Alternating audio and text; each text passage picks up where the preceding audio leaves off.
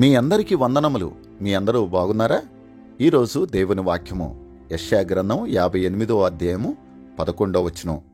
యెహోవా నిన్ను నిత్యము నడిపించును, క్షామకాలమున ఆయన నిన్ను తృప్తిపరిచి నీ ఎముకలను బలపరుచును. ఎంత అద్భుతమైన వాగ్దానంతో కూడుకున్న మాట, నిరీక్షణతో కూడుకున్న మాటగా ఈ వాక్యాన్ని మనం గ్రహించవచ్చు. ఇక్కడ విషయాన్ని నీవు నేను తెలుసుకోవాల్సింది ఏంటనంటే, నిత్యము మనలను నడిపిస్తాడు. ఎవరు? దేవుడు. ఎలా నడిపిస్తాడు?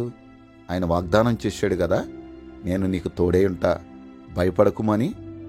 అలా ఆయన మనకు తోడై ఉండి ఆయన మనలను నడిపిస్తాడు.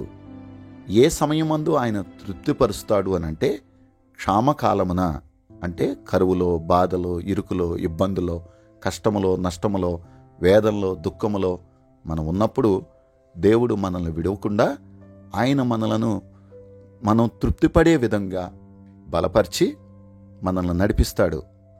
అలా ఆయన మనల్ని నడిపించడం ద్వారా మన ఎముకలను బలపరుస్తాడు ఆయన.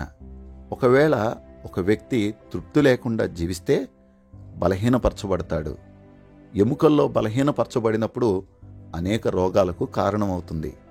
కనుక ప్రియ సహోదరుడా, సహోదరి, నిత్యము నిన్ను నడిపించే దేవుడు నీకు తోడై ఉన్నాడనేటువంటి సత్యాన్ని నువ్వు గ్రహిస్తే నీ జీవితంలో ఎలాంటి పరిస్థితి వచ్చినా నువ్వెప్పటికీ కృంగిపోవు, బలంగా ఉంటావు.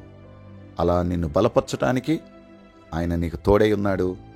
ధైర్యంగా ఉండమని ప్రభును బట్టి నేను మీ అందరికీ తెలియచేస్తున్నా.